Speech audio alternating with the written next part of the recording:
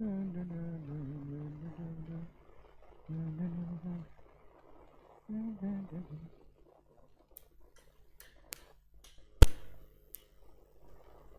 Good evening. Hello hello hello, आवाज़ आ रही है? ओके, चलो। देवियों और उनके प्यारे प्यारे भाइयों, आई बिलीव पहली बार अपन इवनिंग में मिल रहे हैं। जनरली जनरली मॉर्निंग में ही मिलते हैं। ओके, चलो। सो देवियों और उनके प्यारे प्यारे भाइयों, सीआर कॉर्पोरेट रिस्ट्रक्चरिंग से हमने शुरुआत की थी, सीआर की डिस्कशन से हमने शुरुआत की थी। कल तक जो डिस्कशन हुआ है, जो 2 लेक्चर्स में अपन ने अभी तक डिस्कशन किया है, उसका एक बार क्विक रिकैप ले लेते हैं और उसके बाद फिर हम आगे बढ़ेंगे। सो सीआर में जैसे कि हम जानते हैं, पहले topic types of corporate restructuring में जहां से हमने शुरुआत की थी, सबसे पहला हमने डिस्कशन किया है रिस्ट्रक्चरिंग इस वर्ड का means changing the structure of the business in order to attain the short term and long term objectives of the business। Business के स्ट्रक्चर में इस प्रकार से बदलाव किया जाएगा कि बिजनेस के जो शॉर्ट टर्म और लॉन्ग टर्म ऑब्जेक्टिव्स है वो हम अटेन कर पाएंगे। ओके, सो अब स्ट्रक्चर में चेंज करने के पीछे की वजह क्या हो सकती है या कौन से ऑब्जेक्टिव्स हम अचीव करना चाहते हैं? तो एक पहला ऑब्जेक्टिव हो सकता है कि बिजनेस की इफिशिएंसी बढ़ानी है, जैसे वोल्टास का एग्जांपल दिया था। उसके अलावा market share, sales, revenue growth या प्रॉफिटेबिलिटी, या फिर चेंजिंग मार्केट रिक्वायरमेंट्स के लिए हमें अडेप्ट करना है। So this is what is restructuring in nutshell. तो the basic objective behind restructuring was growth. तो उसके लिए हमने रिस्ट्रक्चरिंग के बाद फोकस किया ग्रोथ पे कि ग्रोथ मतलब क्या। तो हमारे नजर में ग्रोथ 2 टाइप की हमें पता चल गई, एक है ऑर्गेनिक किस्म की ग्रोथ और एक है इनऑर्गेनिक किस्म की ग्रोथ। ऑर्गेनिक किस्म की जो ग्रोथ होती है, ऑर्गेनिक ग्रोथ, वो आपकी प्रोडक्ट लाइन में एडिशन करके ये ऑर्गेनिक ग्रोथ हो सकती है। नए मार्केट में एंट्री करके ऑर्गेनिक ग्रोथ हो सकती है। ठीक है, प्रोडक्ट को आप नए सिले से बना के मार्केट की रिक्वायरमेंट्स, एक्सपेक्टेशंस, कंज्यूमर की लाइक्स डिसलाइक्स देख के आप आपके एग्जिस्टिंग प्रोडक्ट का सेल बढ़ा सकते हो या नए प्रोडक्ट या नए मार्केट में जाके सेल कर सकते हो। सो थोड़ा सा मेहनत वाला काम होता है ऑर्गेनिक ग्रोथ, थोड़ा सा नहीं, बहुत मेहनत लगती है, स्लो होता है, थोड़ा रिस्क कम इन्वॉल्व होती है। लेकिन अगर आपको आपकी क्वालिटी के ऊपर भरोसा है, अगर आप आपके प्रोडक्ट और सर्विस के ऊपर विश्वास रखते हो, तो जरूर ऑर्गेनिक ग्रोथ होती है। इनऑर्गेनिक ग्रोथ मतलब क्या है? जब खुद के बलबूते से ग्रोथ होना थोड़ा आपको मुश्किल लगता है, तो आप एक्सटर्नल फैक्टर्स की मदद लेके ग्रोथ करने की कोशिश करते हो। इनऑर्गेनिक ग्रोथ में कॉर्पोरेट रिस्ट्रक्चरिंग आ जाता है, अमालगेमेशन, मर्जर, डीमर्जर्स, इनके द्वारा। ठीक है, जब आप आपके शेयर होल्डर्स की वेल्थ क्रिएट करने की कोशिश करते हो, ठीक है, सो वैल्यूएशन बढ़ाने की कोशिश करते हो, प्रॉफिटेबिलिटी, मार्केट शेयर, सेल्स बढ़ाने की कोशिश करते हो, तो इस किस्म की ग्रोथ को इनऑर्गेनिक ग्रोथ कहा जाता है।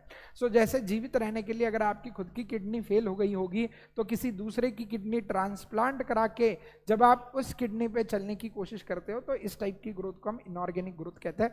कभी कभार ऑपरेशन सक्सेसफुल हो जाता है, कभी कभार फेल्योर भी हो जाता है, इसलिए इसमें थोड़ा होता है रिस्क ज्यादा। ठीक है, सो डाइल्यूशन ऑफ ओनरशिप भी हो सकती है, ओनरशिप और मैनेजमेंट में बदलाव हो सकता है। Corporate restructuring is an outcome of inorganic growth. Inorganic growth कराने के लिए कॉर्पोरेट रिस्ट्रक्चरिंग की मदद ली जाती है। सो ये कॉर्पोरेट रिस्ट्रक्चरिंग के शब्द का ओरिजिनेशन कहां से हुआ ये हमें पता चल गया। उसके बाद हमने कॉर्पोरेट रिस्ट्रक्चरिंग का मतलब समझने की कोशिश करी। ठीक है, सो कॉर्पोरेट रिस्ट्रक्चरिंग में क्या होता है? कंपनीज के बिजनेस मॉडल में, मैनेजमेंट टीम में या फाइनेंशियल स्ट्रक्चर में चेंजेस लाई जाती है, सिग्निफिकेंट चेंजेस, नॉर्मल चेंज नहीं, सिग्निफिकेंट चेंजेस लाई जाती है बिजनेस मॉडल में, मैनेजमेंट टीम में या फाइनेंशियल स्ट्रक्चर में। क्यों? In order to address the business challenges और in order to increase the wealth of the shareholders, value to the shareholders. So इस प्रक्रिया को हम कहते हैं कॉर्पोरेट रिस्ट्रक्चरिंग। तो अब need and scope of corporate restructuring के बारे में कल प्रीवियस सत्र में हमने चर्चा की थी। ठीक है, जरूरत क्या है कॉर्पोरेट रिस्ट्रक्चरिंग करने की? शेयर होल्डर्स का वैल्यू क्रिएशन करना।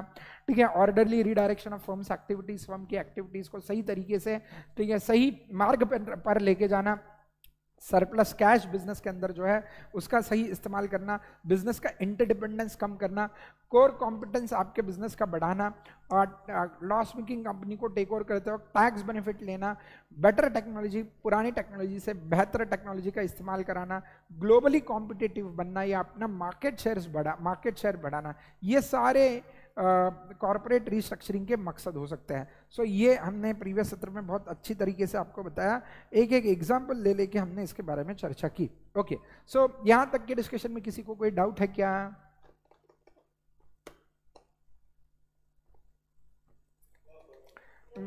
Very good, very good. आज सुबह से आपके लेक्चर चल रहे हैं, आप लोग थोड़े से थके हुए लग रहे हो, है ना?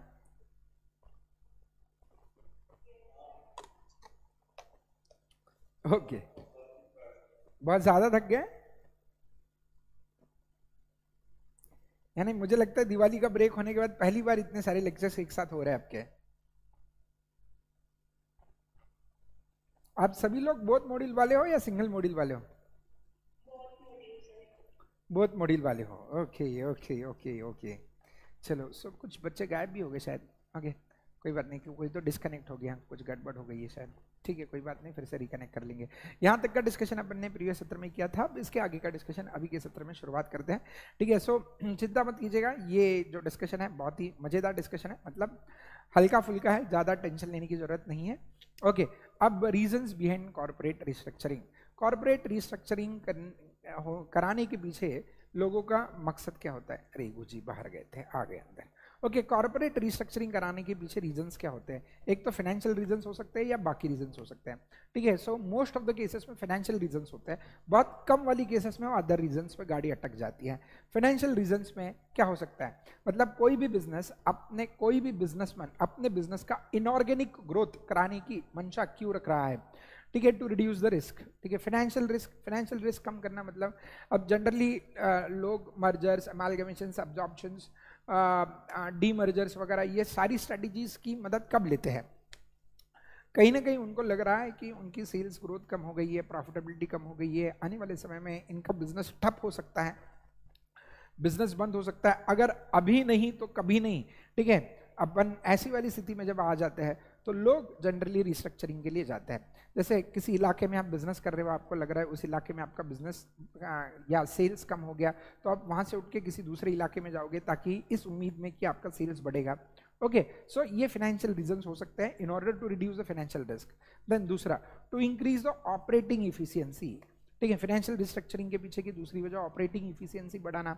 ऑपरेटिंग इफिशियंसी मतलब आपके पास मशीन्स की कैपेसिटी बहुत है, लैंड पार्सल बहुत ज़्यादा है। ठीक है, सो प्लांट एंड मशीनरी है, लैंड पार्सल है, कैपिटल बेस भी है। ठीक है, लेकिन अब ये जो आप प्रोडक्ट बना के बेच रहे हो, इसका डिमांड उतना नहीं बढ़ रहा है जितना बढ़ना चाहिए, तो फिर ये अवेलेबल मशीनरी की कैपेसिटी का, अवेलेबल लैंड पार्सल का यूं ही पड़े पड़े इस्तेमाल हो ही नहीं रहा है। तो उसका यूटिलाइजेशन बढ़ाने के लिए फिर आप कॉर्पोरेट रिस्ट्रक्चरिंग किसी के साथ टाई अप करके उस लैंड पार्सल पे नया प्रोजेक्ट शुरू करके वहाँ पे नया मैन्युफैक्चरिंग प्लांट शुरू करके बिजनेस का एक्सपेंशन करने की कोशिश करोगे। That is to increase operating efficiency, then to maximise the value of assets. Okay, अब to maximise value of assets का एक एग्जांपल दे देते हैं। ठीक है, जैसे फॉर एग्जांपल अभी रिलायंस इंडस्ट्रीज लिमिटेड का जो हो रहा है, रिलायंस इंडस्ट्रीज लिमिटेड को लगता है कि उसकी वैल्यू जितनी होनी चाहिए, शेयर्स की वैल्यू जितनी होनी चाहिए, उतना वैल्यूएशन उस कंपनी को नहीं मिल रहा है। रीजन क्या है, क्यों नहीं मिल रहा है? क्योंकि कई सारे बिजनेसेस की मर्ज करके एक सिंगल वैल्यू आ रही है। Retail business, telecom business, petroleum business, chemical business, ठीक है, सो टेक्सटाइल बिजनेस, एंटरटेनमेंट इंडस्ट्रीज, सो ऐसे कई सारे इंडस्ट्रीज मिला के रिलायंस की वैल्यू, शेयर की प्राइस दिखाई दे रही है। ओके, तो अब क्या हो रहा है ना, जैसे फॉर एग्जांपल घर में कई सारे लोग हैं, तो हर एक व्यक्ति के ऊपर ना अच्छे से फोकस नहीं हो पाता। ठीक है, मतलब घर में अगर 15-20 लोग रहते हैं तो किसका क्या चल रहा है, किसका क्या चल रहा है जल्दी समझ में नहीं आता। ओके, वही घर में कम लोग हैं ना, तो उनके ऊपर फोकस करना बहुत आसान हो जाता है। सो यही रिलायंस के साथ हो रहा है कि रिलायंस की इतने सारे यूनिट्स है, तो किस यूनिट की एग्जैक्टली कितनी वैल्यूएशन होनी चाहिए ना, वो लोगों को समझ में नहीं आ रहा है। इसलिए Reliance industries limited under valued है। अगर रिलायंस इंडस्ट्रीज लिमिटेड को अपना वैल्यू अनलॉकिंग करना है, मतलब हर एक बिजनेस की पोटेंशियल कितनी है वो अगर उनको जाननी है, तो उन्होंने हर एक बिजनेस को डिलिस्ट, डीमर्ज करना चाहिए। ठीक है, सो डीमर्ज करना चाहिए, और डीमर्ज करने के बाद हर एक बिजनेस को अलग से लिस्ट करना चाहिए, तब उनको अपने हर एक बिजनेस की वैल्यू पता चलेगी। तो इसी प्रक्रिया को उन्होंने शुरू किया। जियो फाइनेंशियल सर्विसेज नाम का इनका जो फाइनेंशियल विंग था, उसको उन्होंने डीमर्ज करा के अलग से लिस्ट करा दिया है, और इसके बाद उसका 1.25 लाख करोड़ के आसपास वैल्यूएशन निकल के आया है। ठीक है, so to maximise the value of assets of the business, restructuring can be done. Okay, now to improve the access to financial markets, अब वेदांता का एग्जांपल दिया था जिसमें वेदांता अगर अब लोन लेता है तो कोई भी उनको लोन देने के लिए तैयार नहीं है क्योंकि इनका ऑलरेडी 2-2.5 लाख करोड़ का लोन है, ठीक है। सो वही वेदांता अगर ये लोन एक कंपनी के नाम से रखती है और बाकी कंपनी डीमर्ज कराती है तो बाकी कंपनीज को फ्रेश कैपिटल रेस करना काफी आसान जाएगा as compare to Vedanta limited, ठीक है। So to improve the access to financial markets, then to obtain tax benefits, loss making company को आप टेक ओवर कर लेते हैं ताकि उसके लॉस का सेट ऑफ आपको मिले, ठीक है, और आपकी टैक्स लायबिलिटी कम हो, and to eliminate the competition, ठीक है। सो कंपटीशन एलिमिनेट होने के बाद जैसे फॉर एग्जांपल कोलगेट और पेप्सोडेंट, ये दोनों टूथपेस्ट बनाने वाली कंपनी अलग अलग है, ठीक है, अगर ये मर्ज हो जाती है, एक साथ आ जाती है तो इनका कंपटीशन खत्म हो जाएगा, मार्केट शेयर बढ़ जाएगा, सेल्स ग्रोथ होगा, प्रॉफिटेबिलिटी बढ़ेगी। So this are some of the financial reasons behind corporate restructuring. Okay, चलो अब अदर रीजंस में क्या आता है, फाइनेंशियल रीजंस में किसी को कोई किसी भी रीजन पे डाउट है क्या? हमें फाइनेंशियल रीजन समझ में आ गया सबको। ओके, अब नेक्स्ट है अदर्स। अदर रीजंस क्या हो सकते हैं कॉर्पोरेट रिस्ट्रक्चरिंग के पीछे के? सबसे पहले to expand the marketing and management capabilities. अब बहुत सारे बिजनेसेस ऐसे हैं कि they are good at their products, उनकी सर्विसेज बहुत जबरदस्त है, बहुत अच्छी किस्म की है, लेकिन एक ही समस्या है। क्या समस्या है? उनको अपना प्रोडक्ट मार्केट करने को नहीं आता है, वो कमजोर है, थोड़ा सेल्स में कमजोर है, प्रोडक्ट बेचने में कमजोर है। तो कई सारी ऐसी कंपनीज है, छोटी companies, mid cap, small cap companies ऐसा है कि they are very weak at marketing. जैसे फॉर एग्जांपल अब वो नायका करके एक कंपनी है, आई बिलीव सबको पता है। ओके, क्या नायका के बारे में लोगों को ज्यादा पता था क्या पहले? नहीं, लेकिन नायका ने जब टेलीविजन पे एडवर्टाइजमेंट करना शुरू किया तो सभी को पता चलना शुरू हो गया, और उसके बाद उन्होंने अपना आईपीओ लाया। ऐसा हुआ क्या? पहले आईपीओ लाया और उसके बाद एडवर्टाइजमेंट किया, या पहले एडवर्टाइजमेंट किया और उसके बाद आईपीओ लाया?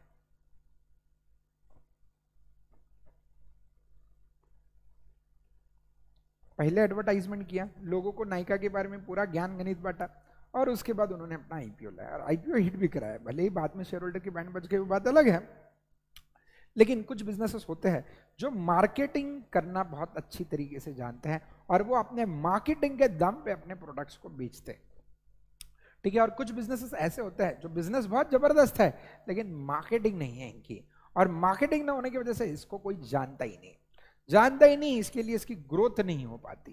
तो अगर कोई बिजनेस जिसको मार्केटिंग करने का ज्ञान नहीं है, वो अगर ऐसे बिजनेस के साथ जुड़ जाता है कि जिसको बाबा मार्केटिंग का बहुत जबरदस्त टाइप का ज्ञान है, तो फिर इनकी ग्रोथ फटाफट होती है। तो this might be one of the reasons, ठीक है। So behind corporate restructuring, then to allow new products का डेवलपमेंट, ठीक है। अगर आप नए प्रोडक्ट लाइन में एंटर करना चाहते हो, या फिर सिनर्जिस्टिक बेनिफिट्स, जैसे कल मैंने ऑटो कंपनीज का एग्जांपल दिया था। ऑटोमोबाइल कंपनी जो है वो ऑटो एंसेलरी बनाने वाली कंपनियों को खरीद सकती है ताकि इनको सिनर्जीज मिले। Then to review a sick company, मतलब जो company almost about to die है, ठीक है। सो अलोक इंडस्ट्रीज जैसे कंपनी, सिंटैक्स इंडस्ट्रीज जैसे company which are about to die, मतलब वो खत्म ही हो गई थी, तो इनको खरीदा गया, ठीक है, इनमें पैसा लगाया गया, और ये सिक कंपनी को रिव्यू करने के लिए भी रिस्ट्रक्चरिंग किया जाता है। या बैंक्रप्सी या इंसॉल्वेंसी में अगर कोई आ चुका है, जैसे जेट एयरवेज, स्पाइस जेट, ठीक है। सो ये बैंक्रप्सी में आने वाले बिजनेसेस जो है इनको भी खरीदा जाता है क्योंकि इनकी एसेट जो है बहुत ही सस्ते में मिलती है, और सस्ते में मिलने के कारण, इनकी एसेट सस्ते में मिलने के कारण आप आपके बिजनेस को आगे ग्रो कर सकते हो। तो this are some of the financial and other reasons behind corporate restructuring. Now recent mergers and acquisitions के कुछ एग्जांपल यहाँ पे दिए हैं। I believe need behind corporate restructuring में फाइनेंशियल रीजंस और अदर रीजंस, दोनों रीजन सभी को समझ में आ गए, ठीक है। ओके, अब रिसेंट मर्जर्स एंड एक्विजिशंस के एग्जांपल्स है, ठीक है, बस नाम रीड कर लेते हैं। जैसे फ्लिपकार्ट और मिंत्रा का, ठीक है, डील साइज जो था $300 मिलियन था, ठीक है। So largest e commerce store बन गया फ्लिपकार्ट और मिंत्रा एक साथ आने के बाद, ठीक है। भले ही आपको लगता होगा कि फ्लिपकार्ट अलग है, मिंत्रा अलग है, बिल्कुल दोनों के ऐप अलग है, लेकिन दोनों के मालिक जो है, दोनों की कंपनी जो है वो एक ही है। ओके, सो $300 मिलियन में एक्विजिशन हुआ था। ओके, देन फ्लिपकार्ट ने मिंत्रा का एक्विजिशन किया था। देन एशियन पेंट्स ने एसएस बाथरूम प्रोडक्ट, शायद ये आपको पता नहीं होगा लेकिन अच्छी कंपनी थी एसएस बाथरूम प्रोडक्ट्स करके, ठीक है, इसको एशियन पेंट्स ने खरीद लिया, जिसकी डील साइज अभी तक अनडिस्क्लोज्ड है। होम डेकोर स्पेसेस में एसएस बाथरूम प्रोडक्ट्स नाम की कंपनी काम कर रही थी, इसको एशियन पेंट्स ने खरीद लिया। रिलायंस इंडस्ट्रीज लिमिटेड ने नेटवर्क 18 मीडिया एंड इन्वेस्टमेंट्स को खरीद लिया, ठीक है, 4000 करोड़ रुपीस दे के 78% शेयर्स खरीदा है। नेटवर्क 18 मतलब वो मनी कंट्रोल का जो ऐप है, वो सीएनबीसी जो है, वो ये सारी नेटवर्क 18 की, यस नेटवर्क 18 की ये है। तो इनको रिलायंस इंडस्ट्रीज लिमिटेड ने खरीद लिया, इसलिए सीएनबीसी पे आप जब भी रिलायंस इंडस्ट्रीज लिमिटेड का रिकमेंडेशन देखते हो तो वहां पे वो डिस्क्लेमर दे देते हैं कि Reliance industries limited is one of the stake holders in CNBC करके। ओके चलो, उसके अलावा मर्क्स और सिग्मा, इनका डील है 17 बिलियन यूएस डॉलर्स का। तो लाभ जो क्या बोलते हैं उसको, लैब सप्लाई की बिजनेस में है, ठीक है। सो मर्क्स का जो था वो उन्होंने खरीद लिया। सन फार्मा और रैनबिक्सी का तो आप सभी को इनका डील पता होगा। तो सन फार्मा को एंट्री चाहिए था, रादर सन फार्मा को यूरोपियन कंट्रीज में एंट्री चाहिए था। वैसे सन फार्मा का तो अच्छा प्रेजेंस था, लेकिन रैनबिक्सी का एक्विजिशन करने के बाद उनका global presence, domestic as well as global presence बहुत अच्छा हो गया। 4 बिलियन यूएस डॉलर्स में इनका डील हुआ, ठीक है। देन टीसीएस ने CMS, that is centre for media care and medical services नाम की एक आईटी कंपनी थी, ठीक है, इस आईटी कंपनी को टीसीएस ने खरीद लिया। ओके, उसके अलावा टाटा पावर ने पीटी आर्टमिन इंडोनेशिया, इस कंपनी को खरीद लिया 47.4 बिलियन डॉलर्स में। Then Groupe Lactalis, I believe this is a New Zealand वाली कंपनी जिसने तिरुमला मिल्क में इन्वेस्टमेंट किया, ठीक है। सो ये डेयरी वाला बिजनेस है। तो आप सभी लोग जानते होंगे कि दुनिया भर में सबसे बड़ा बढ़िया तरीके से डेयरी बिजनेस करने वाला कोई देश है तो न्यूजीलैंड है। न्यूजीलैंड के बड़े बड़े जायंट्स हैं जो डेयरी बिजनेसेस में, उनके जैसे डेयरी बिजनेस कोई करता नहीं है। तो वही उस कंपनी को इंडिया में उतरना था, तो तिरुमला मिल्क को उन्होंने खरीद लिया 275 मिलियन यूएस डॉलर्स दे के, ठीक है। देन आदित्य बिरला मिनाक्स करके कंपनी थी जिसको सीएसपी सीएक्स ने खरीद लिया, आईटी कंपनी थी, ठीक है। देन स्टर्लिंग इंडिया, ये क्या बोलते हैं हॉस्पिटैलिटी इंडस्ट्री में थी, उसको थॉमस कुक ने खरीद लिया। ओके, देन याहू का अपने जिंदगी में पहली बार, याहू पीछे रहने के पीछे यही रीजन है, ठीक है। गूगल और याहू में सबसे पहले पॉपुलर था याहू, मतलब हमारा जमाना हुआ करता था जहाँ पे याहू बहुत पॉपुलर था, सर्च इंजन। आई बिलीव आप लोगों को पता होगा याहू सर्च इंजन है। ओके, ठीक है, हाँ, बहुत जबरदस्त टाइप का पॉपुलरिटी था, गूगल से ज्यादा पॉपुलर याहू था। ओके, लेकिन अब गूगल ने इतना बढ़िया इन्वेंशन किया, गूगल ने कई सारे बिजनेसेस को अक्वायर कर लिया और इन्होंने अपना कंपटीशन ही खत्म किया और याहू बहुत पीछे रहा। याहू ने अपनी जिंदगी का पहला एक्विजिशन जो किया, बुकपैड नाम की कंपनी का एक्विजिशन किया 15 मिलियन यूएसडी देके। ओके, देन कोटक बैंक और आईएनजी व्यास, इनका एक्विजिशन तो मैंने बोल दिया, बस इसका deal size 2.4 billion US dollars में एक्विजिशन हुआ। देन ओला कैब्स, ठीक है, ने टैक्सी फॉर श्योर नाम की एक एमर्जिंग बिजनेस था जो ओला जैसे ही बिजनेस कर रहा था।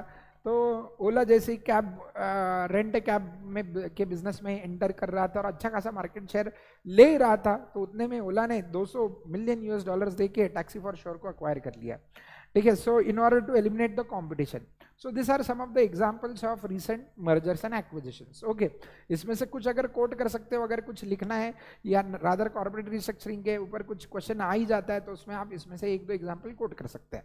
ओके, चलो, सो अब दोस्तों अभी तक के सत्र में हमने सबसे पहले समझ लिया कि रीस्ट्रक्चरिंग का मतलब क्या होता है। उसके बाद रीस्ट्रक्चरिंग के पीछे की वजह हमने समझ ली, रीस्ट्रक्चरिंग करने के पीछे वजह होती है कि ग्रो करना है।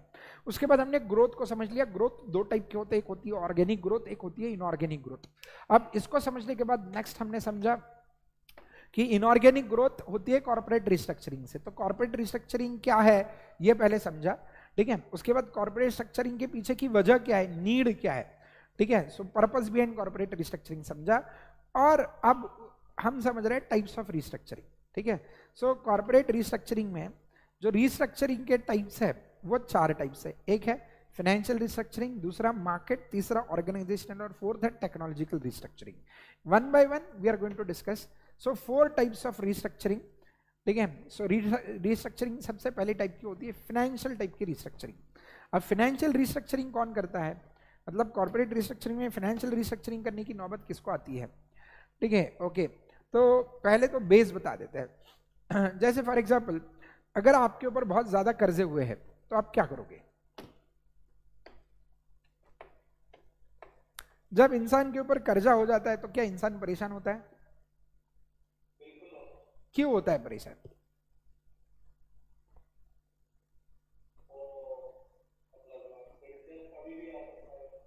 हाँ, जिससे हमने पैसा लिया है ना वो कभी भी घर पे आ जाता है और बोलता है मेरा पैसा दो। अरे अब मेरे पास पैसा होता तो मैं तेरे से क्यों लेता, तेरा पैसा मैं दूं कहां से? सबसे बड़ी समस्या।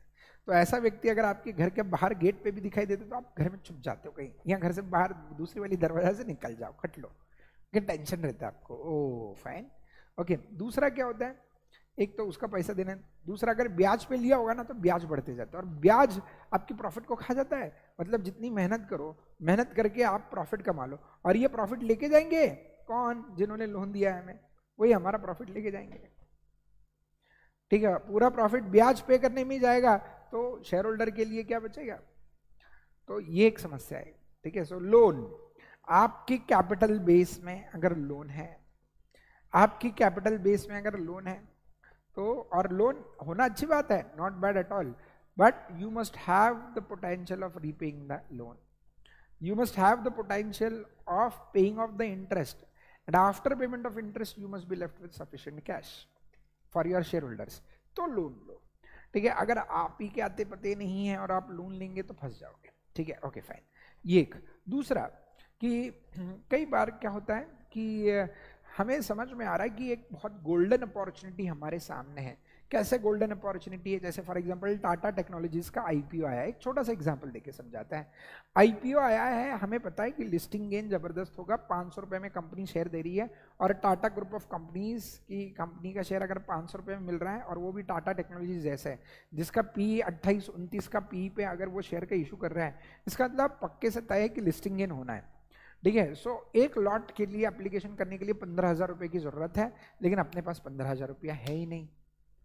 तो अपने को पता है अगर अपन अभी 15,000 लगाएंगे तो तुरंत इस 15,000 के 20,000 रुपये होने वाले एक दिन में, पहले ही दिन में 15,000 के 20,000 होंगे और 5,000 रुपये अपने को मिल जाएंगे, फॉर श्योर अपने को पता है, ठीक है। लेकिन अपने पास 15,000 होनी चाहिए ना भाई।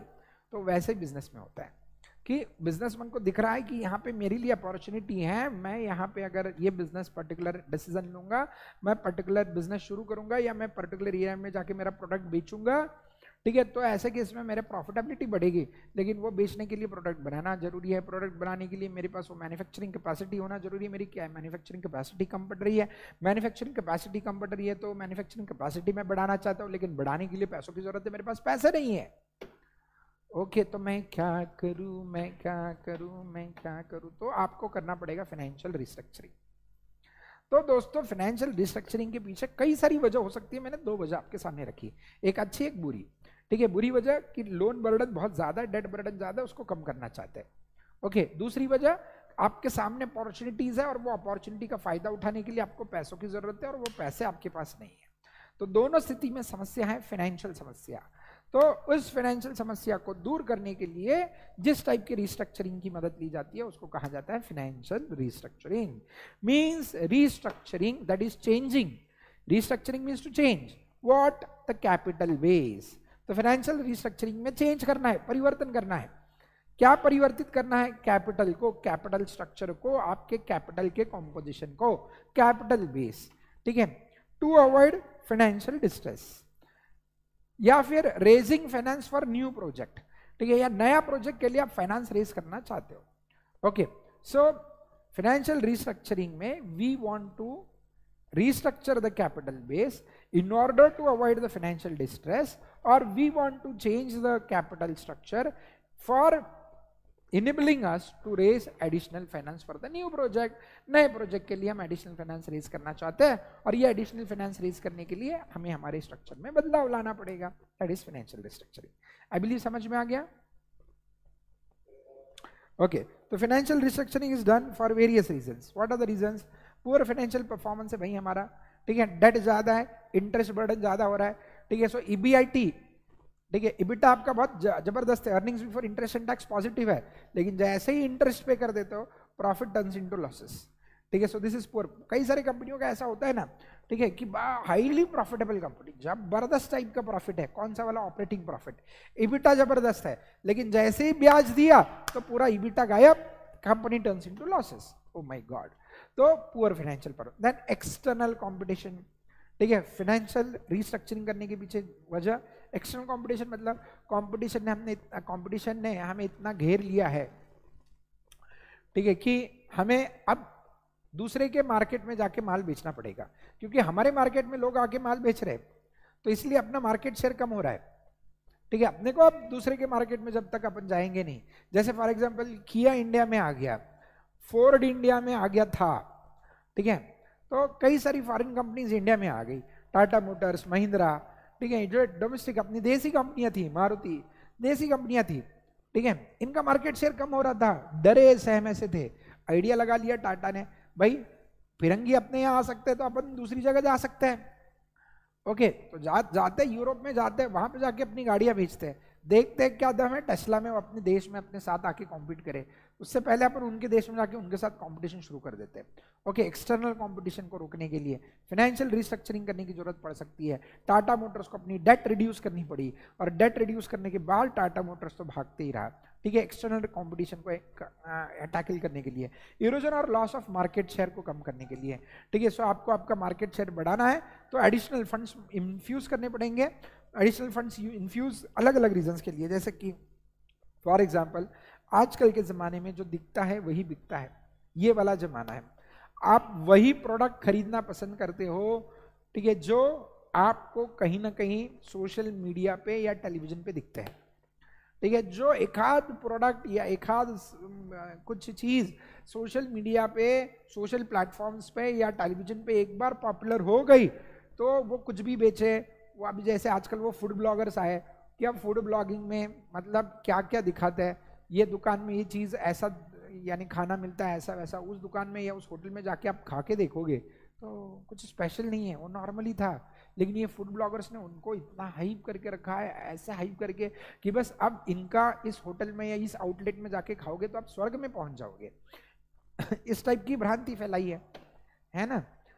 हाँ बिल्कुल ऐसे ही हो रहा है आजकल, मतलब कुछ क्वालिटी के आते पता नहीं, कुछ नहीं, वो मस्त वीडियो निकालते हैं, और वो वीडियो भी इस प्रकार से, वो नीचे टेबल सजाएंगे, पहले लाइट इफेक्ट्स जबरदस्त देंगे, ठीक है। सो जो है वो स्पून वगैरह, वो जो बाउल रखेंगे वो एकदम जबरदस्त टाइप का रखेंगे, और खाना एकदम घटिया होगा, बाकी सब एम्बियंस वगैरह सब जबरदस्त रखेंगे, except food everything is good, okay. So ये वाला चीज, तो अगर ये सब क्यों हो रहा है, क्योंकि अब ये क्या है, मार्केटिंग लोग ज्यादा कर रहे हैं, तो आपको आपका मार्केटिंग स्पेंडिंग बढ़ाना पड़ता है, और ये मार्केटिंग का बजट जो होता है ना, the marketing budget nowadays consumes 30% of the total cost of the business. मतलब बिजनेस करने के लिए अगर 100 रुपया खर्चा आता है, उसमें से 30 रुपया का खर्चा सिर्फ मार्केटिंग के लिए जाता है, minimum on the lower side I am saying 30 to 40 rupees का। तो भाई आप 40 रुपया जो खर्चा कर रहे हो, सिर्फ 40% अगर मार्केटिंग पे अगर खर्चा जा रहा है आपका, तो समझ रहे हो आप, मतलब बिजनेस की कॉस्ट आपकी 40% से वैसे बैठे बैठे इन्फ्लेट हो गई, तो ये 40% निकालेंगे कहाँ से हम, तो लोगों से पैसा। अब इसके लिए तो ये सारी कैश बर्निंग कंपनी, जोमेटो, लोगों से पैसा उठा के एडवर्टीजमेंट किया, ठीक है, भले ही प्रॉफिट में नहीं चल रहा है, लेकिन अभी अभी धीरे धीरे प्रॉफिट में आएगा, बात अलग है। पेटीएम लोग, ठीक है, कितना एडवर्टीजमेंट किया, कोई भी आईपीएल होता है, कोई भी क्रिकेट मैच होता है, वहां पे ये पेटीएम करो और क्या करो, वो जोमेटो का वो गुलाब जाम लेके आता था, जिसको बूढ़ा बूढ़ी को डायबिटीज था और उनको गुलाब जाम खिलाते थे जोमेटो वाले, ओके। ऐसी ऐसी तो एडवर्टीजमेंट कर करके इन्होंने पैसा बर्न किया है। अनअकैडमी एक जमाने में क्रिकेट में स्पॉन्सरशिप लेती थी, आजकल उन्होंने एडवर्टाइजमेंट बंद कर दी, क्योंकि बायजूस, हाँ, तो ये सिर्फ और सिर्फ एडवर्टाइजमेंट करके पैसा जला के चलने वाली कंपनी थी। जिस दिन इनकी एडवर्टाइजमेंट बंद, उस दिन ये कंपनी, उसके बाद से ये कंपनियां भी बंद हो गई, ठीक है। सो ये कुछ लोग इरोजन और लॉस ऑफ मार्केट शेयर बनाने के लिए भी इनको पैसा रेज करना पड़ता है, और पैसा रेज करके ये पैसा उड़ा देते पूरा, ठीक है। और इनको कैश बर्निंग कंपनी ऐसा पॉपुलर नाम दिया है, किस हिसाब से नाम दिया है, भगवान मालिक है इनका, इमर्जिंग मार्केट अपॉर्चुनिटीज का एडवांटेज उठाने के लिए।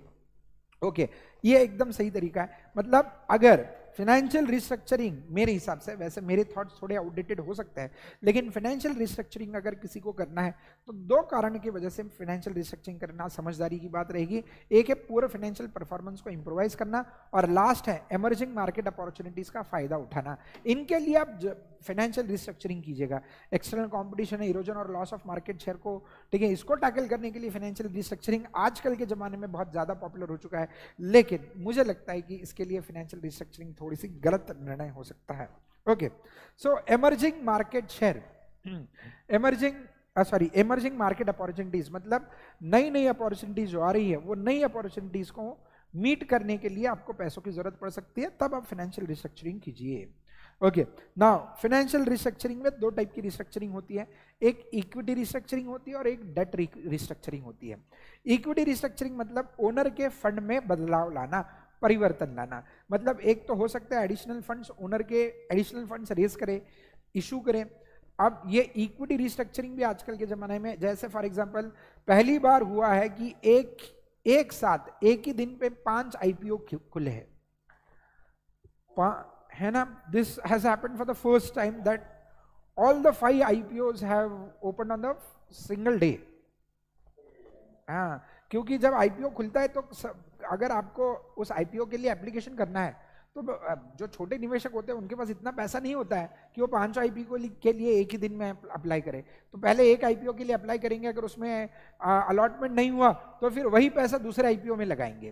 तो this is what actually used to happen, but for the first time in the history of India 5 IPOs were launched on a single day. मतलब समझ रहे हो कि, और ये 5 में से मैक्सिमम IPOs का ओवर सब्सक्रिप्शन हुआ है, और उसमें टाटा टेक्नोलॉजीज का ओवर सब्सक्रिप्शन तो इतना हुआ है कि LIC के ओवर सब्सक्रिप्शन को भी पिछाड़ दिया है इसमें।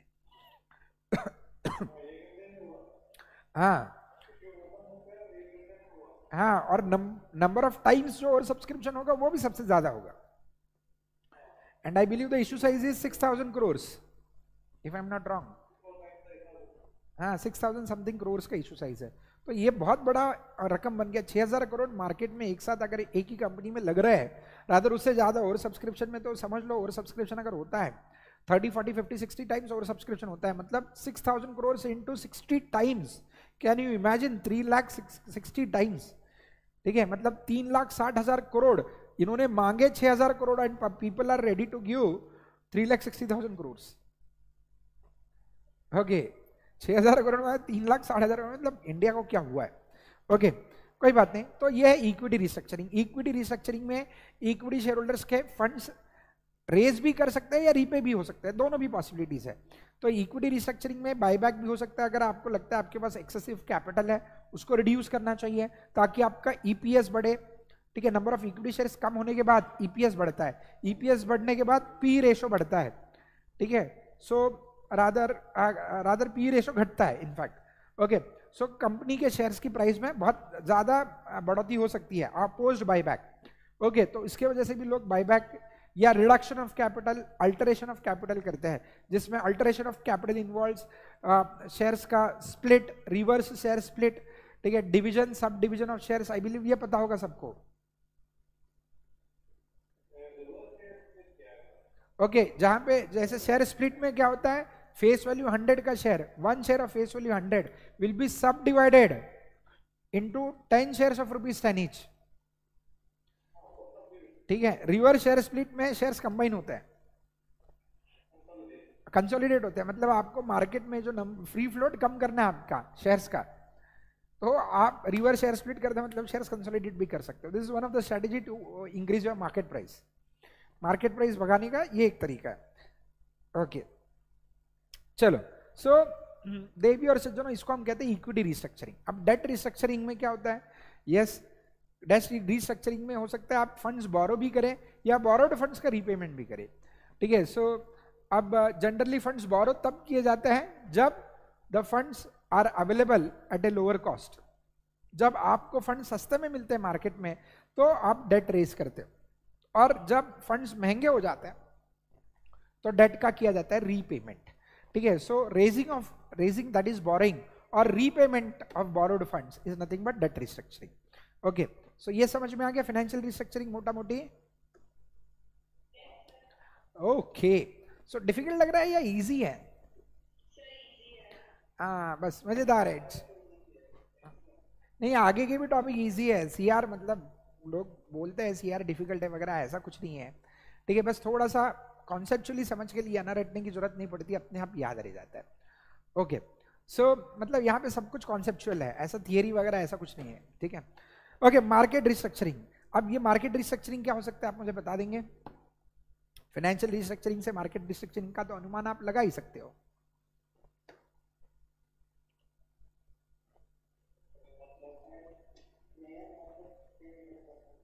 यस, कंपनी आप खुद को नए मार्केट में लेके जा सकती है। जैसे आप इंडिया में ऑपरेट कर रहे हो और इंडिया में एक ही रीजन में, नॉर्थन रीजन में ऑपरेट कर रहे हो, सदर्न रीजन में नहीं, वेस्टर्न ईस्टर्न में नहीं है, तो आप आपका मार्केट एक्सपेंड करते वक्त, जैसे पतंजलि इंडस्ट्रीज जो थी, पतंजलि केवल नॉर्थ में पहले पॉपुलर थी, धीरे धीरे उन्होंने अपना नेटवर्क बढ़ा दिया। ठीक है, देन वो क्या बोलते हैं, वो आपकी साउथ की जो गोल्ड लोन देने वाली कंपनी, क्या नाम उसका?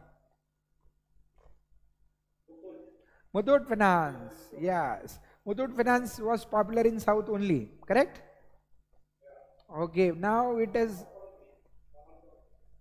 कहाँ पे? हाँ, Manappuram Finance and Muthoot Finance. ठीक है, both the companies were into financing business and they were popular only in South. Nowadays they have expanded throughout India, across India उन्होंने expansion कर दिया है। ठीक है, so what is this? This is nothing but market restructuring. Okay, so एक तो आप नए मार्केट सेगमेंट में चली जाइएगा, या फिर आप उसी मार्केट में रह के नए प्रोडक्ट लॉन्च कर सकते हो। ठीक है, सो ठीक है, आप एक ही मार्केट में खेलना चाहते हो, खेलो। जैसे फॉर एग्जांपल किसी पर्टिकुलर रीजन में खेलना है, जैसे फॉर एग्जांपल पुणे में हमें क्लास चलानी है, तो हम पुणे में क्लास चलाते वक्त हम सीएस पढ़ा रहे हैं, सीएस के साथ सीए भी पढ़ा सकते हैं। ठीक है, कॉमर्स के बाकी कोर्सेज की भी कोचिंग दे सकते हैं। This is nothing but market restructuring में प्रोडक्ट लाइन बढ़ा सकते हैं या फिर मार्केट बढ़ा चेंज कर सकते हैं आपका। So product lines of the business या मार्केट सेगमेंट जो है, इनमें जब रिस्ट्रक्चरिंग किया जाता है in order to increase the market share, और ये करने के पीछे वजह क्या होती है? आपको आपका मार्केट शेयर बढ़ाना है, ये इसके पीछे की वजह होती है। ठीक है, सो इस टाइप के रिस्ट्रक्चरिंग को हम मार्केट रिस्ट्रक्चरिंग कहते हैं। ओके, चलो, सो फाइनेंशियल रिस्ट्रक्चरिंग के पीछे का ऑब्जेक्टिव क्या हो सकता है?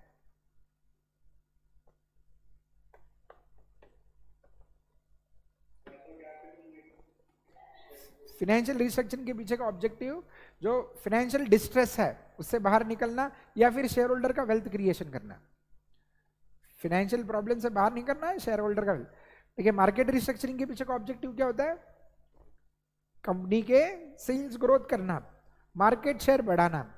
ठीक है, सेल्स ग्रोथ करना या मार्केट शेयर बढ़ाना, ये ऑब्जेक्टिव होता है मार्केट रिस्ट्रक्चरिंग के पीछे का। ठीक है, अब टेक्नोलॉजिकल रिस्ट्रक्चरिंग, ये एक जमाना हुआ करता था जिसमें कोई भी टेक्नोलॉजिकल रिस्ट्रक्चरिंग को भाव नहीं देते थे, लेकिन अभी के जमाने में ना टेक्नोलॉजिकल रिस्ट्रक्चरिंग को बहुत ज्यादा भाव दिया जा रहा है। और आपका जब एआई आएगा, इनफैक्ट आ चुका है, आर्टिफिशियल इंटेलिजेंस वाला कॉन्सेप्ट आ चुका है। ठीक है, सो एआई तो मतलब एआई आने के बाद क्या ही होगा, मतलब मैं इमेजिन भी नहीं कर पा रहा हूं। ये इतने जबरदस्त टाइप के एआई के टूल आए हैं कि मेरे जैसे ही दिखने वाला और मेरी जैसी ही आवाज वाला बंदा आर्टिफिशियली क्रिएट किया जाएगा, और वो आपको पढ़ाएगा, आपको पता भी नहीं चलेगा कि ये सोपान सर पढ़ा रहा है या कोई कंप्यूटर पढ़ा रहा है ना? तो सोचो अगर ऐसा हो जाता है तो फिर क्या ही होगा दुनिया का। And this is what is actually happening. It is said that after AI gets popular, out of 7 people will work only for 3 days and they will be on holidays for 4 days। मतलब देखो आप लोगों की क्या जिंदगी बनेगी फिर। मतलब अब हफ्ते में सिर्फ 4 दिन, हफ्ते में 3 दिन काम करोगे, 4 दिन आराम करोगे, वाह मजा ही मजा है फिर। ओके, आने वाली जनरेशन में। ओके, चलो, सो देवियों सज्जनों, क्या ये टेक्नोलॉजी को अडॉप्ट करना बहुत जरूरी है? अगर ये टेक्नोलॉजी को हम क्लास वाले अडॉप्ट नहीं करते तो आज आप घर बैठे बैठे लेक्चर देख पाते हैं? बहुत मुश्किल हो जाए। तो पुणे आना पड़ता। हाँ, हम एक जमाना हुआ करता था, मतलब अब हम यानी अभी वो जमाना वापस मुझे नहीं लगता आएगा, लेकिन in the face to face batches I still remember at executive level we used to teach 500-600 students सामने बैठते थे हमारे, 600 बच्चे। इनफैक्ट एक हॉल हमारा 300 का हुआ करता था, और मुझे याद है अकाउंट्स के लेक्चर में वो हॉल कम पड़ा, इसलिए हमें दूसरा भी 300 का हॉल लेना पड़ा था, जिसमें हम प्रोजेक्टर लगा के वहाँ पे हम स्ट्रीमिंग कराते थे। ठीक है, so this is how face to face used to work. अब आजकल के ज़माने में कैमरा के सामने बैठना पड़ता है और कैमरा के सामने बैठ के पढ़ाना पड़ता है। सो अब हालांकि इसके एडवांटेजेस भी हैं, डिसएडवांटेजेस भी हैं, ओके, लेकिन क्या चेंजिंग टेक्नोलॉजी को अडॉप्ट करना जरूरी है? आप लोगों ने शायद वो ज़माना नहीं देखा होगा जहाँ पे बैंक में जो था, आपको पैसा निकालना है तो बैंक में जाना पड़ता था, पैसा डिपॉजिट करना है तो भी बैंक में जाना पड़ता था। ठीक है, पासबुक अपडेट करना है आपको, आपका बैंक बैलेंस चेक करना है तो भी आपको बैंक में जाके वो पासबुक अपडेट करना पड़ता था। और जब आप बैंक में जाते ना तो लंबी कतार लगती थी, लाइन लगती थी, लाइन में खड़ा रहना, मतलब लोग बैंकिंग करने के लिए एक दिन की छुट्टी लेते थे। कोई भी बैंकिंग ट्रांजैक्शन करना है तो proper they to take an holiday for day, क्योंकि बैंक में जाने का उनको पता चलता है कि अगर सुबह अगर अपन जाते हैं बैंक में, समझो 9:30 बजे बैंक खुलती है, तो बैंक में 9:30 बजे नाश्ता करके एंट्री करने का, और 12:30-1-2 बजे ही बैंक के जब लंच ब्रेक होगा तब बाहर निकलने का। तब तक अपना काम होने नहीं वाला, सिर्फ किस चीज़ का, पैसा डिपॉजिट करने का या विड्रॉ करने का। ओके, दिवाली से पहले बैंक में लाइन लगती थी पैसा निकालने के लिए, दिवाली में खर्चा करना है तो। ओके, तो आजकल के ज़माने में आपको ये सब करने की जरूरत पड़ती है? क्यों? बैंकों ने ऐसा क्या किया है कि जिसके वजह से, बैंकों ने ऐसा क्या किया जिसके वजह से, यस, जो यूपीआई का सिस्टम आया, यूपीआई का जो सिस्टम आया जिसमें इजी बैंकिंग हो गया, पता है, यानी जगह पे बैठे बैठे किसी को भी पैसे ट्रांसफर कर सकते हो, किसी से भी पैसा रिसीव कर सकते हो, पेमेंट करने के लिए जेब में कैश रखने की जरूरत ही नहीं पड़ती, बस फोन रखना है, फोन रखो, पेमेंट करो, कहानी खत्म। ओके, सो ये सब कैसे मुमकिन हुआ? And the only answer to this is technological restructuring. पुराने जमाने में घर बनाने के लिए कितना टाइम लगता था? एक बिल्डिंग बनाने के लिए कितना टाइम लगता था? 4-4, 5-5 साल लगते थे सिर्फ एक 4-5 स्टोरेज बिल्डिंग बनाने के लिए। 5 फ्लोर की एक, पुराने जमाने में तो 3-4 फ्लोर की, 4 से ऊपर फ्लोर की बिल्डिंग ही नहीं बनती थी। ठीक है, लेकिन देखो टेक्नोलॉजी क्या आ चुकी है अब कंस्ट्रक्शन की, 30-30, 40-40, 50-50 माले की बिल्डिंग यूं बन जाती है 1-1.5-2 साल में। बड़ी बड़ी क्रेन्स लेके आते हैं, ऐसे घुमा घुमा के बिल्डिंग बना देते हैं, बिल्डिंग बन भी गई। मतलब आप किसी सिटी में अगर 2 साल पहले गए थे और 2 साल बाद दोबारा वो सिटी अगर आप विजिट करते हो तो आपको समझ भी नहीं आता, यार 2 साल पहले मैंने इसी सिटी को देखा था क्या? ये फ्लाईओवर्स नहीं थे, ये ब्रिजेस नहीं थे, इतने स्काई स्क्रैपर्स नहीं थे, इतनी बड़ी बड़ी बिल्डिंग्स नहीं थी, और अब तो पूरा नक्शा ही बदल गया। This is what is technological restructuring, means what? restructuring the existing technology and development of new technology। मतलब इसमें 2 चीजें हो सकती है, existing technology में modification लाओ, या फिर existing technology पूरी scrap करो और new technology को adopt करो। This is what is technological restructuring। ठीक है, I believe ये समझ में आ गया। जैसे बैंक्स ने अपने they used to use a software, पुराने जमाने में जब पहली बार कंप्यूटर का इस्तेमाल करना शुरू किया तो इन्फोसिस का एक चेकमेट नाम का सॉफ्टवेयर था, वो बैंक्स यूज करती थी। अब धीरे धीरे वो चेकमेट सबने निकाल दिया और जैसे सेंट्रलाइज्ड बैंकिंग हो गया वैसे फिनाकल नाम का सॉफ्टवेयर सभी ने अडॉप्ट किया। ओके, सो एग्जिस्टिंग टेक्नोलॉजी में चेंज लाना या टोटली नए टेक्नोलॉजी को अडॉप्ट करना। ओके, जैसे कि व्हीकल इंडस्ट्री में हुआ है, ठीक है, पेट्रोल डीजल की गाड़ियां अब पूरी की पूरी किससे सब्स्टिट्यूट हो रही है? पेट्रोल डीजल के बदले इलेक्ट्रिक व्हीकल से substitute, and very rapidly. Moped में तो मतलब बाइक्स में तो ये स्विच बहुत फटाफट होगा।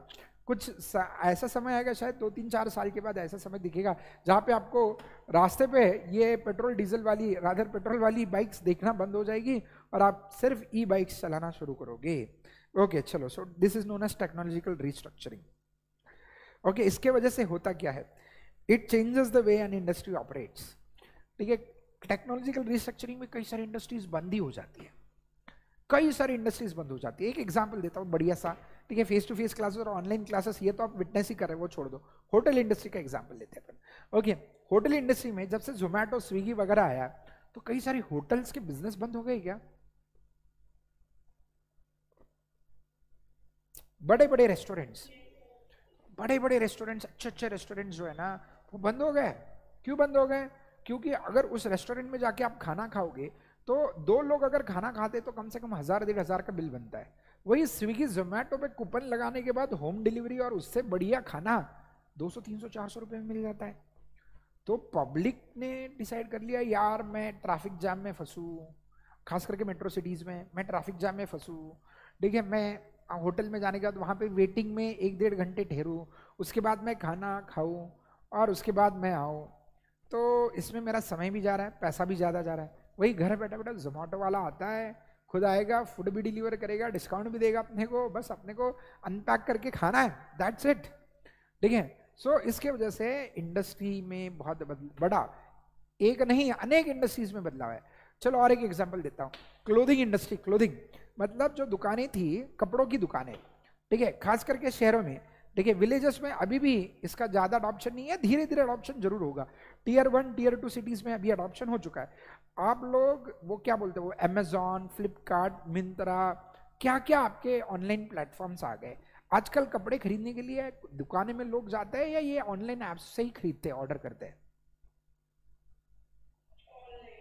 हाँ, तो फिर ये जो दुकानदार है ना, बेचारे दुकानदारों का बिजनेस ठप हो गया है, अच्छा खासा ठप हो गया है। मतलब अगर आप देखेंगे तो कई सारे शोरूम्स बंद हो गए सिटीज में, खास करके। रीजन क्या है ना, सिटीज में ये जो दुकान चलाने के लिए जो रेंटल, जो रेंट पे दुकान चलाता था, उसको रेंट की कॉस्ट और स्टाफ की सैलरी रिकवर करने के लिए उसको वो प्रोडक्ट ऑनलाइन के प्राइस पे बेच ही नहीं पाता। वो ऑनलाइन में वो प्रोडक्ट अगर 100 रुपया में है तो दुकान में जाने के बाद वही प्रोडक्ट 500 रुपया में है, ठीक है। अब बेचारे को बेचनी ही 500 में बेचेगा तो अपना किराया निकालेगा, तो अपना इलेक्ट्रिसिटी एसी निकालेगा, तब अपने स्टाफ का सैलरी निकालेगा, नहीं तो कैसे चलेगा ये, ठीक है। So in order to tackle this technological restructuring, ठीक है, सो आपको ये करना पड़ता है technologically, you need to be very sound, you need to be updated, you need to adopt yourself to the changing technology, else आप business से out हो जाएंगे, बाहर हो जाएंगे, बिल्कुल।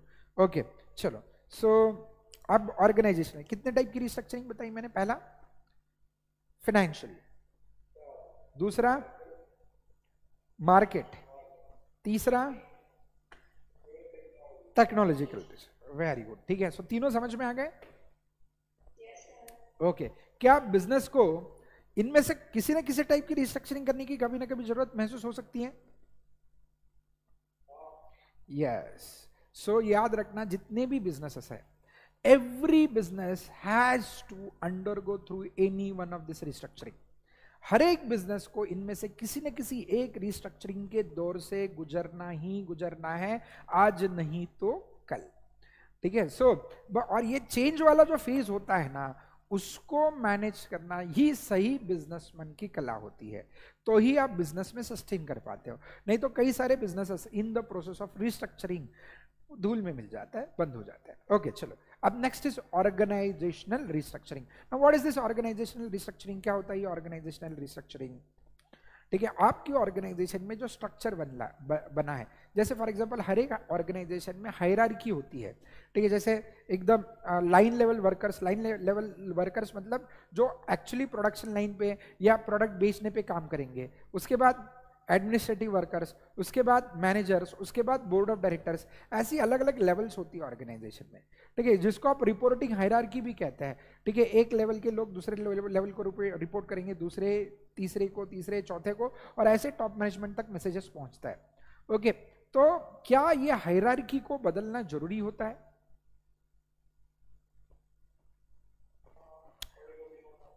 कभी कभी होता है, ओके। बहुत बार, रादर ये बहुत झटक से चीजें बदली है। देखो, पहले के जमाने में ऐसा जमाना हुआ करता था, मैंने वो जमाना देखा है, ठीक है। So my father used to work with Mahindra's.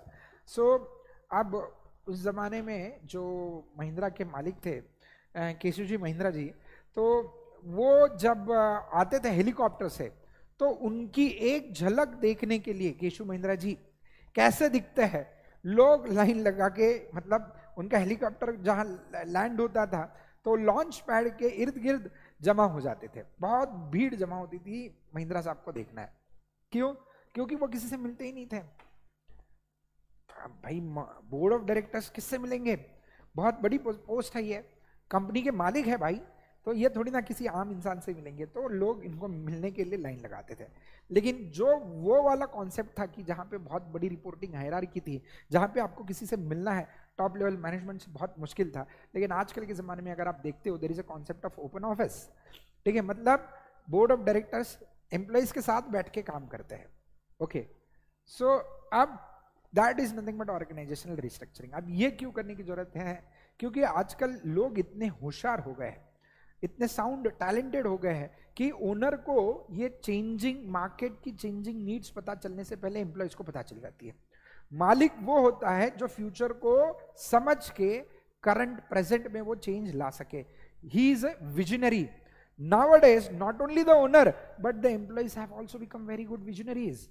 ठीक है, वो कई सारी जगह घूमते हैं, कई सारे लोगों को मिलते हैं, कई सारी किताबें पढ़ते हैं, ठीक है, जो मार्केट में नई नई चीजें आ रही है वो एम्प्लॉयज को पहले पता चल जाती है।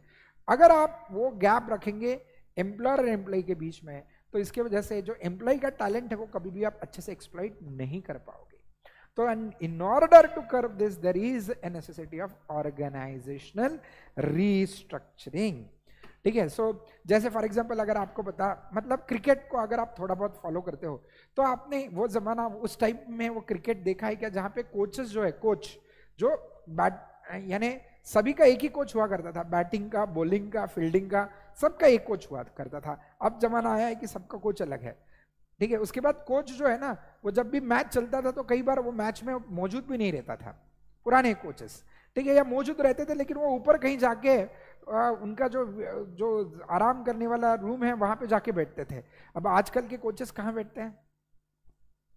बैट्समैन के साथ बाउंड्री लाइन पे, कंप्यूटर लैपटॉप लेके या कुछ कागज और पेन पेंसिल लेके वहां पे कोचेस बैठते हैं। ओके, तो अब प्लेयर्स और कोच के बीच का जो गैप था, वो गैप उतना ही रहा या चेंज हो गया? This is what is organizational restructuring, means changes in on. जा रहे हैं आप? Bye bye. ओके, ठीक है, चलो, ठीक है, okay, thank you. Okay, means changes in organizational structure. ठीक है, in order to reduce the process oblique, in order reducing processes oblique departments और एम्प्लॉइज। ठीक है, सो अब ऑर्गेनाइजेशनल रिस्ट्रक्चरिंग करने की क्यों जरूरत पड़ सकती है? क्योंकि आपके ऑर्गेनाइजेशन में बेवजह कई सारे प्रोसेसेस है। ठीक है, ऐसे कई सारे छोटा सा काम करने के लिए दो तीन हायरार्की में ये काम होता है, ये उसको बताएगा, वो उसको बताएगा, और फिर बाद में वो काम होगा। ओके, एक दूसरे को रिपोर्ट करेगा, दूसरा तीसरे को, फिर तीसरा डायरेक्टर को। तो ये बेवजह आपका जो हायरार्कीज बढ़ चुकी है, इसको मिनिमाइज करना। ठीक है, या एक काम दो तीन लोग मिलके कर रहे हैं, तो अलग अलग डिपार्टमेंट मिलके सेम काम कर रहे हैं, तो अलग अलग डिपार्टमेंट रखने के बदले उसको मर्ज करो।